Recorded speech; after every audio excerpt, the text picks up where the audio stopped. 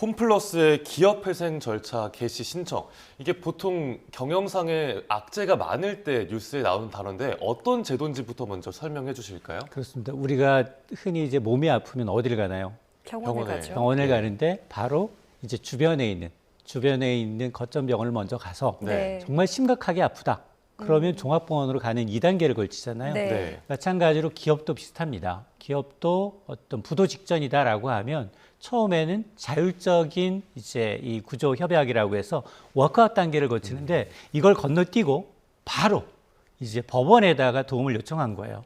정말로 자금이 바닥이 나서 채무 상환을 유예해 주시면 좀 기업을 살리는 제도가 바로 이 기업회생제도, 이른바 법정관리인데 지금 보면 정말 자금이 바닥 나서 법정관리를 신청했나? 기업회생 절차를 신청했나? 좀 의문이에요. 3월 4일 바로 이제 기업회생 신청을 법원이 하고 즉시 이제 받아들였거든요. 네. 그런데 당시 현황을 보면 홈플러스는 3천억 원 정도 유동성도 있어요. 여기다가 매달 홈플러스 이제 운영으로 인해서 3천억 원 정도 현금까지 들어와요. 여기에다가 지금 홈플러스는 오프라인 매장이 많잖아요. 네. 부동산 자산도 4조 7천억 원가량 감정평가 기준으로 좀 자산은 넉넉한데도 불구하고 이렇게 급하게 이제 여유자금이 있는데도 불구하고 법정 관리를 신청했냐에 대해서는 전문가들조차도 또 의문을 제기하고 있습니다. 네, MBK 파트너스 사모펀드도 그렇고 지금 홈플러스도 그렇고 도덕적 해이에 대한 어떤 지적도 나오고 있는 상황입니다. 여기에 대해서도 의견을 같이 하십니까? 맞습니다. 저는 굉장히 이제 공감하는데요. 지금 어쩌다가 홈플러스가 이제 법원에 도움을 요청하는 상황까지 이르렀느냐? 이유는 저는 크게 두 가지로 봐요. 일단 무리한 인수합병과 더불어서 이게 온라인 전환의 전략 부재도 한 몫을 했다라고 보는데 여기 보면 이제 홈플러스의 대주주는 이제 우리가 잘 알고 있는 사모펀드 운영사 MBK 파트너스입니다. 2015년 이 7조 2천억 원을 들여서 홈플러스 지분 100%를 인수했는데 당시 인수할 때부터 빚이 너무 많았어요. 네. 부채 5조 원을 끌어들여서 이제 이거 승자의 저주다. 네. 인수가도 비싸지만 부채가 너무 많다. 70%가량을 빚을 내서 이제 샀다는 얘기거든요. 예.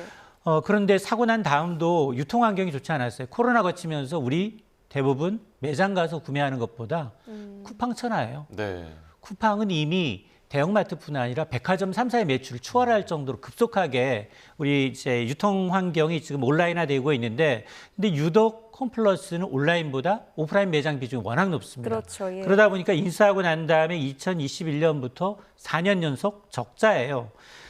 현재 금융부채가 한 2조 원 정도 되고 1월 말 기준 부채 비율은 460%가 넘어서 1년간 이자로만 나가는 비용이 연간 4천억 원 넘습니다.